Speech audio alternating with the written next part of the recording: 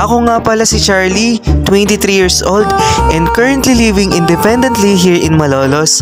Samahan nyo nga pala ako ngayong araw pumunta ng Pampanga for my passport appointment. Maagang maaga pa nga lang ay gumising na ako. Ayaw ko kasing nagmamadali at nalilate, especially kapag government document ang inaayos ko. Kung pinaplano nyo nga palang pumunta ng SM Pampanga ay pwede kayong mag-abang sa harap ng Sentro Mall. 5 AM pa nga lang ay may dumadaan ng e-bus papunta ng SM Pampanga. 59 pesos lang ang fare mula doon, bukod sa convenient na ay may aircon pa. Noong mga oras ng ito ay nakasakay na ako ng jeep. Wala nga sa highway na ito ay matatanaw mo ng malaking Ferris wheel ng Sky Ranch. Sa kabila nga din pala ng highway na to ay SM Pampanga na. Pero bago nga pala pumunta ng SM Pampanga ay dediretso muna ito sa Star Mill Robinson o Robinson Star Mill.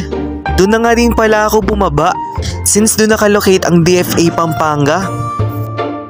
Since maaga nga pala akong nakarating ay naghintay muna ako sa waiting area from the outside part of the mall.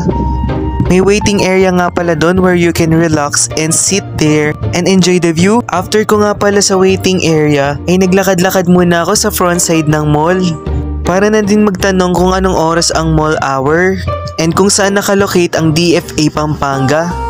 Since tahimik ang paligid, maganda at hindi crowded ay kumuha muna ako ng mga video sa lugar na to para isama sa mini vlog na ito. Habang naglalakad-lakad nga pala ako sa area na to ay may nakita akong isang security guard. Tinuro nga pala sa akin ni Kuya Guard ang pila pa DFA.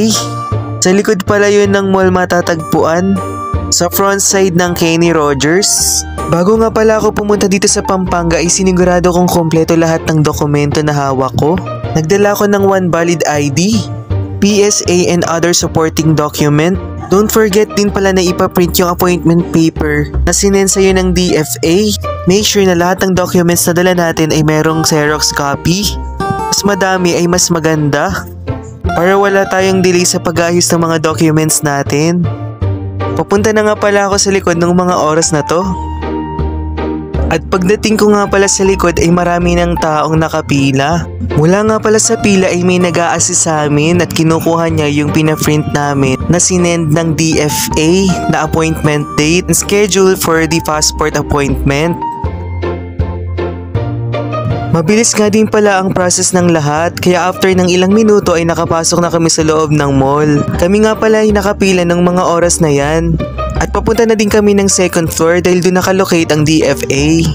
After nga pala ng ilang minuto, binigyan na kami ng kanya-kanya naming mga numbers. After nga pala tawagin yung mga kanya-kanya naming mga numbers ay pumasok na din kami sa loob. Hindi na nga pala ako nakakuha ng video dahil lahat naman ay confidential since we need to respect the privacy inside. Pero habang nasa loob nga pala kami, pinaprocess na yung mga informations namin na ilalagay sa passport. Hiningi na din pala sa loob yung mga documents na kakailanganin nila para sa paggawa ng passport. After checking all the documents, ay kailangan mong pumirma. After mo nga palang pumirma, kukunan ka ng mga fingerprints. At after mo kunin ng mga fingerprints, ay kukunan ka naman ng picture na ilalagay para sa passport mo. After nga pala kunin lahat ng specimen ko or information ko, kailangan ko na lang maghintay ng 3 weeks bago ko makuha yung passport ko. Kinikilig nga pala ako nung mga oras na yun since matagal ko nang nilulook forward na magkaroon ng passport.